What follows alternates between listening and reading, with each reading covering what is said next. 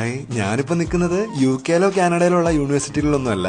പക്ഷേ ഇന്ത്യയിലെ തന്നെ ബെസ്റ്റ് റാങ്കിങ്ങിൽ വരുന്ന ഒരു യൂണിവേഴ്സിറ്റിയിൽ ഒരു ഫുൾ ഡേ എക്സ്പ്ലോർ ചെയ്യാൻ വേണ്ടിയിട്ട് നമുക്കൊരു ചാൻസ് കിട്ടി. Yes, presidency university Bangalore. Surprisingly ക്യാമ്പസിനുള്ളിൽ കൂടെ ഇങ്ങനെ ചുറ്റിക്കറങ്ങി നടന്നുകൊണ്ടിരുന്നപ്പോ ഒരു വളരെ ഫേമസ് ആയിട്ടുള്ള ഒരു ഗസ്റ്റിനെ കൂടെ കാണാൻ പറ്റിയേ. അത് ഞാൻ കാണിക്കാം കേട്ടോ. എനിവേസ്, പുറത്തുനിന്ന് നമ്മളെ പോലത്തെ ഒരാൾ വരുമ്പോൾ വളരെ സ്ട്രിക്റ്റ് ആയിട്ടുള്ള ചെക്കിങ്ങും കാര്യങ്ങളൊക്കെയാണ്. വിസിറ്റേഴ്സ് പാസ് കിട്ടി കഴിഞ്ഞപ്പോൾ തന്നെ നമ്മൾ അകത്തേക്ക് കൊണ്ടുപോകാൻ വേണ്ടിയിട്ട് ഇങ്ങനെ ഒരു വണ്ടി വന്നു. ഈ 100 ഏക്കർ ക്യാമ്പസും കണ്ട് മെയിൻ യൂണിവേഴ്സിറ്റി ബിൽഡിംഗിലേക്ക് പോവാണ്. ഇൻഫ്രാസ്ട്രക്ചർ ഒക്കെ കണ്ടു കഴിഞ്ഞാൽ നമുക്ക് പക്ക ഒരു ഇന്റർനാഷണൽ സ്റ്റാൻഡേർഡ് ഫീൽ ചെയ്യും. അവിടെ ചെന്ന പാടെ തന്നെ കുറച്ച് മലയാളി സ്റ്റുഡൻസിനെയും പരിചയപ്പെടാൻ പറ്റി. Engineering, arts and science, law, MBA ഇങ്ങനെ എല്ലാ കോഴ്സുകളും തന്നെ ഇവിടെ ഉണ്ട്. Designing and AI specialized courses ഒക്കെ വളരെ പോപ്പുലർ ആണ്. അത് മാത്രമല്ല കേട്ടോ, ഈ പ്രസിഡൻസി യൂണിവേഴ്സിറ്റിക്ക് അറൌണ്ട് 150 ഇന്റർനാഷണൽ യൂണിവേഴ്സിറ്റീസ് ഒക്കെ ആയിട്ട് ടൈപ്പ് ഉണ്ട്. സോ സ്റ്റുഡൻസിന് വേണമെങ്കിൽ അവരുടെ റിമൈനിങ് കോഴ്സ് അവിടെ കണ്ടിന്യൂ ചെയ്യാം. ലൈക്ക് MBA ഫസ്റ്റ് ഇയർ ഇവിടെ പഠിക്കുന്നു, സെക്കൻഡ് ഇയർ അവിടെ പഠിക്കുന്നു. ആൻഡ് മോസ്റ്റ് ഇൻട്രസ്റ്റിംഗ്ലി 91% മുകളിൽ പ്ലേസ്മെന്റ് സ്കോറും ഉണ്ട്. അങ്ങനെ ഇതൊക്കെ കണ്ടും കേട്ടും നടന്നപ്പോഴാണ് ഞാൻ നേരത്തെ പറഞ്ഞ ഗസ്റ്റിനെ കണ്ടത്.